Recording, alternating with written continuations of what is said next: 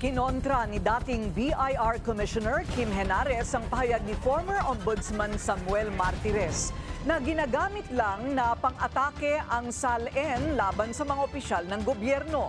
Giit ni Henares walang dapat ikatakot kung wala namang tinatago. Narito ang agenda report ni Hannah T.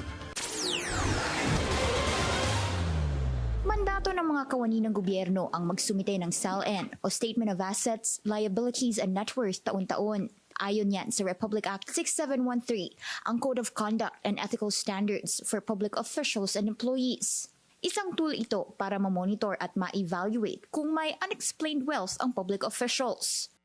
Nang pumutok ang flood control scandal, umigting ang panawagang mas maging transparent ang mga opisyal pagdating sa kanilang mga ari-arian.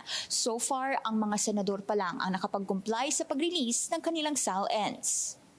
Si dating BIR Commissioner Kim Henares may agam-agam tungkol dito.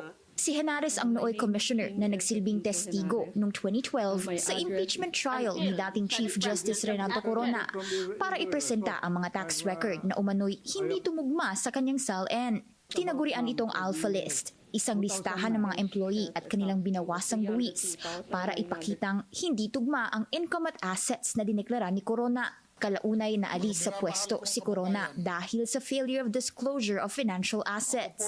Ani Henares, bagaman nag-comply ang Senado sa pagsasapubliko ng SALN, hindi pa rin daw kasi as useful ang mga dokumento.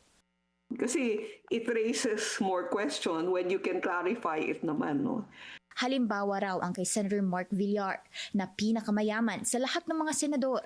May net worth siya na 1.26 billion as of 2024. Dinisclose ni Villar ang brands ng 8 kotse niya, pero generic description o bulk ang nakalagay sa kanyang other real and personal properties na nagkakahalagang 844 million.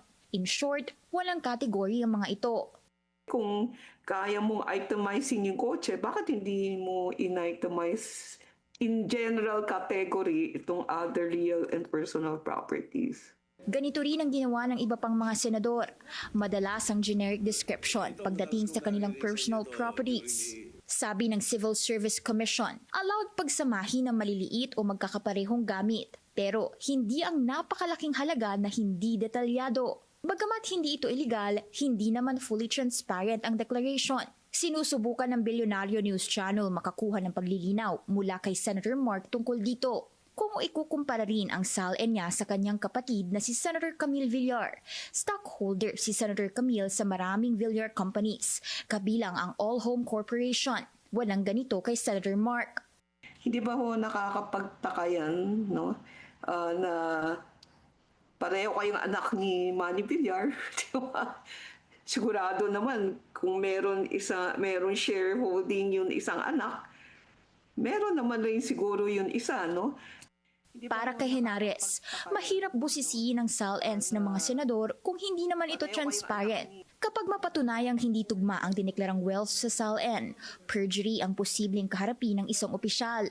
Pero may Supreme Court decision na nagsasabing maaaring iwasto o baguhin ang SALN habang wala pang naisasampang kaso laban sa kanya. Una nang sinabi ni dating Ombudsman Samuel Martires na nagagamit ang SALN bilang weapon laban sa mga opisyal ng gobyerno. Pero para kay Henares, hindi naman dapat maging problema ang disclosure kung walang tinatago. The problem is if you did something dishonest, then you have a hard time, you cannot explain it. Nang tanungin kung ano ang dapat na reformang gagawin pagdating sa tamang disclosure ng mga mambabatas, dapat daw maglabas ang Civil Service Commission ng mas malinaw na gabay kung paano i-categorize at i-breakdown ang mga assets sa SALN. Sa gitna ng corruption issues at mga binahang komunidad, magagampanan pa kaya ng SALN ang papel nito bilang instrumento ng katapatan ng mga opisyal? Para sa agenda, Hannah T., Bilyonaryo News Channel. Manatiling nakatutok sa Bilyonaryo News Channel. Sumubaybay sa aming social media accounts at mag-subscribe sa aming YouTube channel para sa mga bago at eksklusibong balita.